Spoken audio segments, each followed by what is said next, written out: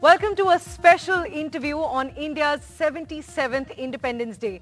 As it has been 76 years of our country's independence and we look forward to becoming a developed country, a key area to focus on is the economy, and we'll decode the developments, the achievements that the Indian economy has made over the last few years and the challenges to achieve our future goals in the coming few years. First things first, the Prime Minister also today in his customary speech this morning spoke extensively on the economy and gave his economic outlook, if I can call it that. The Prime Minister said that India will become one of the top 3 economies in the next 5 years. This is what the Prime Minister has said repeatedly, and this has also been predicted by the IMF last year. So this seems to be right on track, and this has been predicted earlier as well. The Prime Minister also said that India won't stop now, and rating agencies are lauding India, and the G20 presidency is getting India global attention, global interest, and that is also boosting India's exports.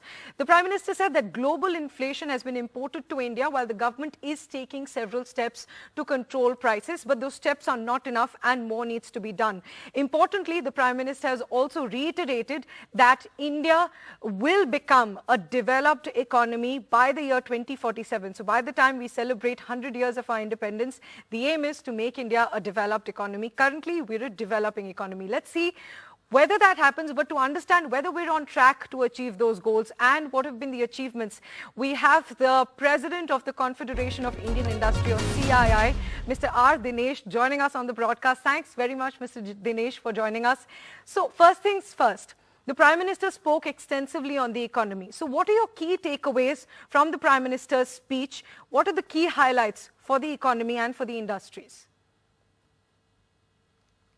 I think first and foremost is I would call it the focus on making India the developed country by 2047. That's something which I think we heard recently from the Prime Minister, and I think it's incredibly, I would call it galvanizing in terms of focusing everybody's attention on making that. But equally, we did hear very clearly the focus on making sure that there is a Make in India focus, continued focus, that India is going to be part of the global supply chains, and that focus will happen. Second is in terms of all of the, I would call it new age requirements, whether it be from a renewable energy side or whether it be from the mitigation of the climate change issues and how industry can actually benefit from that. Third, which is a very important statement he made, was that he was saying that he expects that Indian products and Indian services will actually be available across the globe and be present in every country, every household, so to say, in terms of the manufacturing base which India will develop, or has the ability to develop. So I think we know that many of these are actually happening on the ground, but to clearly have that focus given by the highest level, by the Honorable Prime Minister himself, I think is a very interesting takeaway for us from that speech. So, Mr. Dinesh, for the goal for becoming the 3rd largest economy by 2028 and to become a developed economy by 2047, these have been mentioned earlier as well. So can we say that there are no new guarantees or no new announcements that have been made, but the old ones that the Prime Minister has reiterated? No, the way I would look at it is, I mean, these are all things which don't happen overnight, right? So they have to be, it's a continued focus. And I think the fact that the continued focus is very much there is actually something which industry welcomes a lot. That's, I think, primary point. The second point is the equitable development. So it is not about making sure that only one industry sector can grow while the rest of the country doesn't grow. And therefore, I would call that the reiteration of making sure there is a balanced development across not just different sectors of society, but also making sure that the domestic demand and the domestic economy will continue to be in a growth path, I think is a very, very important statement. And the third and the last bit of it is, I think he clearly alluded to the fact that India is now happening, or the new India is actually happening at the tier 2, tier 3 and the smaller towns of the country, which I think is something, again, which will benefit industry, benefit demand. And I call that the virtuous cycle. That is, the domestic demand makes people come in and invest more. And as they invest more, this helps the Indian economy grow further. So it becomes a double benefit for us. So I think rather than look at it as announcements, I would look at it as reiteration of the philosophy and the approach by which this happens. So it's important to maintain that growth momentum. Another point that I picked up, Mr. Dinesh, is that the Prime Minister said that because of assuming the G20 presidency, India is getting global attention. Global economies are interested in India, and that's boosting exports. But we saw that just yesterday, the export figures came out, and export in the month of July actually went down by 16%. So the Prime Minister is saying exports are boosting, but we are seeing the actual figures show us a different picture. No, I think there are two ways by which actually you should be looking at this comment. One is from the view of what is happening in the global economy, and as I said, what is happening in India. So first and foremost, I think India is growing, and India has become part of the global supply chain. Therefore, export is a continued focus, and I think that's the right way to approach, because India has to become not just part of global value chains, but can become the manufacturing hub of the world.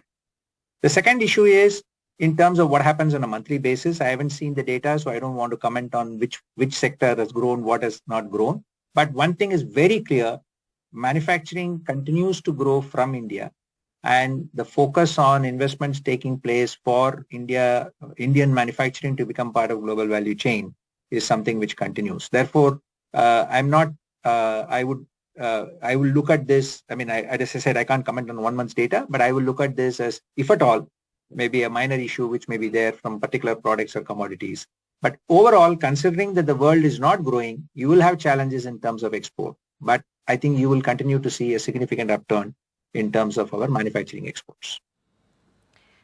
And Mr. Dinesh, now let's talk about something that concerns all of us. That's rising prices, inflation. The Prime Minister also spoke about that, and he said that India has imported inflation because of global tensions. There's inflation globally across countries. So he said steps have been taken to control inflation, but it's not enough. He acknowledged that there needs to be more that needs to be done to control inflation. So what do you think are the steps that need to be taken to bring direct benefits to consumers and to industries as well?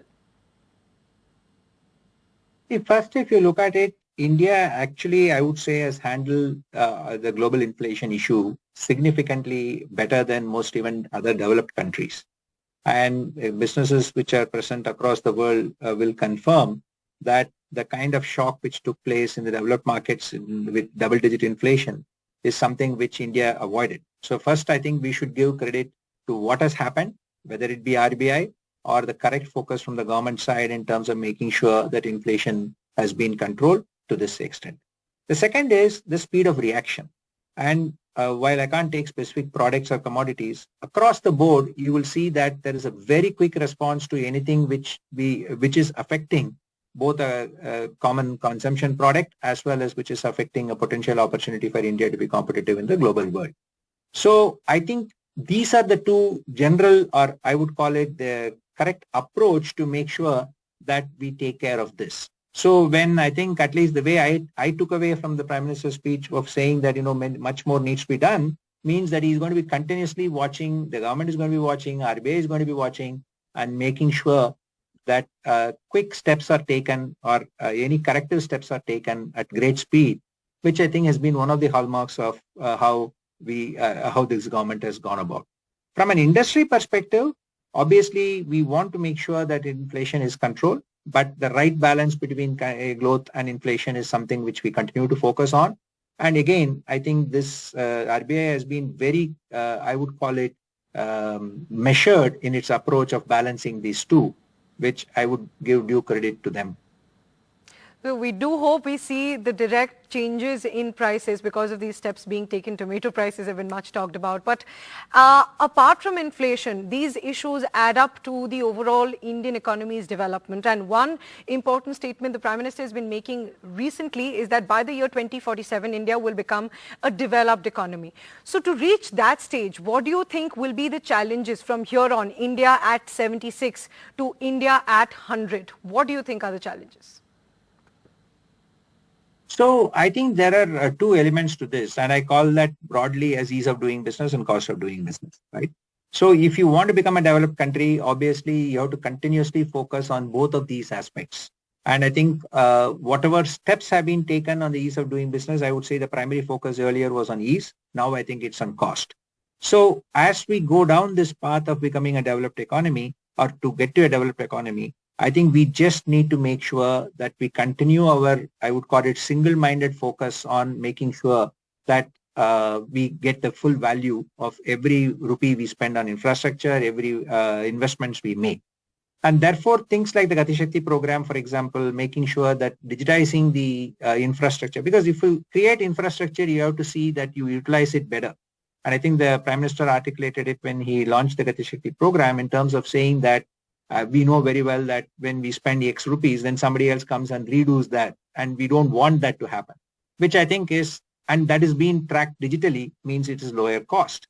So if I look at from the ability of India to become a developed country, I think it is making sure that for every rupee spent, we get the full value out of it, both from whether it's government expenditure or the way in which the cost of doing business is there for people. So I think that those are the two elements which I think we should continue to focus on as broad themes if you really wish to speed up the process to get to a developed economy. So, Mr. Dinesh, my last question to you, considering all those challenges you've pointed out along with the achievements, do you think the goal of a developed economy by the year 2047, by India at 100 is achievable? Is it feasible? See, if you don't believe, it's not going to happen.